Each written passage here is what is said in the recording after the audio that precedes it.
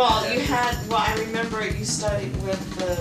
That was the only guy I said, Dennis and Doley. Dennis and Doley. That was my clothing, and I wasn't dedicated to Doley. I should have been, because I didn't know.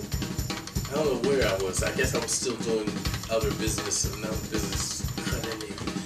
But Dennis, just so you know who Dennis and Doley is, Dennis and Doley has this old guy. He passed on.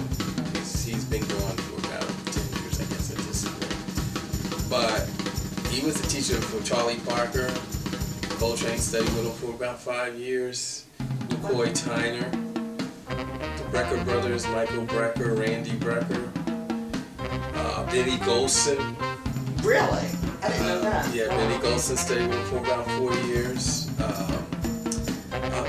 Just so many great musicians. And people kept on saying, you should study with Dennis and Doley, you should study with Dennis and Doley. I took some lessons with him, but, you know, being a classical guy, I didn't know nothing about jazz or improvisation. I mean, I knew how to play drums, but I didn't, you know, to improvise. So he taught me, he was basing my composing on my own potential. That's his whole thing with me. And I think that was probably this whole thing with other students. In other words, he didn't have a set pattern. Like when you go to college or something, they say you gotta learn this, you gotta learn this, you gotta learn about that.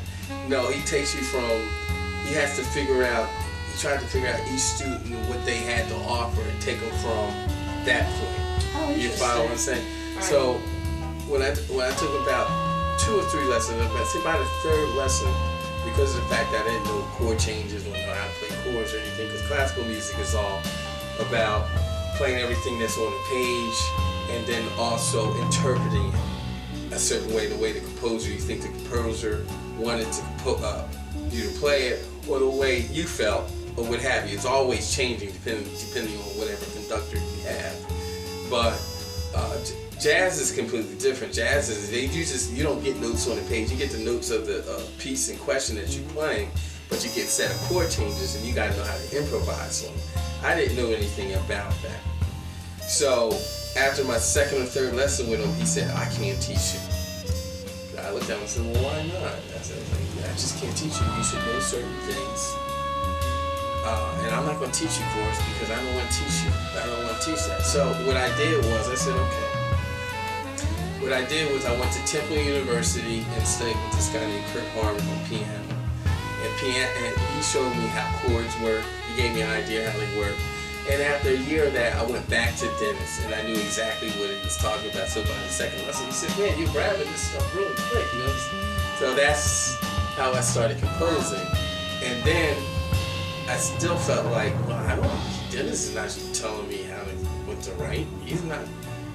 He's not telling me anything. I mean, I'm getting this stuff, but I don't know what to do with it. So next thing I know, the 3rd lesson, he says, I want to try experiment. I can't teach you, but I want to try to experiment this time before you leave.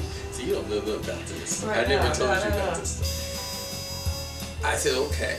He said, I want you to go home and write 10 pages of your own original rhythms. Now he's talking to me about something I know. You know. Okay. Right. Smart. Yeah, I said, okay. Of course, I was hurt when he told me he couldn't teach me. I said, oh, shoot, man, whatever. So I came back the next week and I wrote 5 pages. I couldn't write 10, so I wrote 5 pages. He says, okay, oh yeah, he's looking at the music. So he told me to go home after writing the 5 pages. He looked at it, he said, I want you to write your own original compositions off of these rhythms. That's how he got me writing, and that's how I started. Wow. And then the ideas just flew out. I didn't. It just was like open door. Yeah, right. like I couldn't stop. limit. Yeah, I'm always right. Wow. So he said, listen, he says, this is what I'm telling you. You know, music is all rhythm. This is what he told me after that. He says, music is all rhythm. He says, you have no motion without rhythm. You can't, so you got 90% of music already. That's what's this lesson.